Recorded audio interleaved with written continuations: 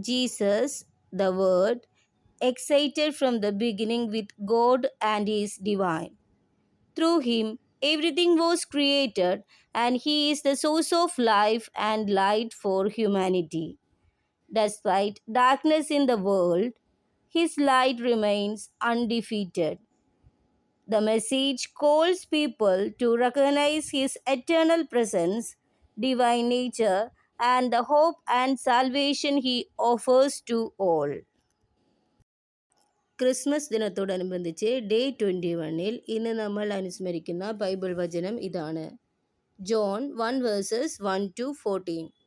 യോഹന്നാൻ എഴുതിയ സുവിശേഷം 1-ാം അധ്യായം 1 മുതൽ 14 വരെയുള്ള വാക്യങ്ങൾ. വചനം മനുഷ്യനായി. ആദിയിൽ വചനമുണ്ടായിരുന്നു. വചനം ദൈവത്തോടു കൂടിയായിരുന്നു. വചനം ദൈവമായിരുന്നു. അവൻ ആദിയിൽ ദൈവത്തോടു കൂടെയായിരുന്നു. സമസ്തവും അവനിലൂടെ ഉണ്ടായി. ഒന്നും അവനെ കൂടാതെ ഉണ്ടായിട്ടില്ല. അവനിൽ ജീവൻ ഉണ്ടായിരുന്നു. ആ ജീവൻ മനുഷ്യരുടെ വെളിച്ചമായിരുന്നു. ആ വെളിച്ചം ഇരുളിൽ പ്രകാശിക്കുന്നു. അതിനെ കീഴടക്കാൻ ഇരുളിന് കഴിഞ്ഞില്ല. ദൈവം അയച്ച ഒരു മനുഷ്യനുണ്ടായിരുന്നു. അവൻ്റെ പേര് യോഹന്നാൻ എന്നാണ്. അവൻ സാക്ഷ്യത്തിനായി വന്നു, വെളിച്ചത്തിന് സാക്ഷ്യം നൽകാൻ, അവൻ വഴി എല്ലാവരും വിശ്വസിക്കാൻ. അവൻ വെളിച്ചമായിരുന്നില്ല, വെളിച്ചത്തിന് സാക്ഷ്യം നൽകാൻ വന്നവനാണ്. എല്ലാ മനുഷ്യരെയും പ്രകാശിപ്പിക്കുന്ന യഥാർത്ഥ വെളിച്ചം ലോകത്തിലേക്ക് വരുന്നുണ്ടായിരുന്നു. അവൻ ലോകത്തിലായിരുന്നു. ലോകം അവനിലൂടെ സൃഷ്ടിക്കപ്പെട്ടു. എങ്കിലും ലോകം അവനെ അറിഞ്ഞില്ല. അവൻ സ്വജനത്തിൻ്റെ അടുത്തേക്ക് വന്നു, എന്നാൽ അവർ അവനെ സ്വീകരിച്ചില്ല.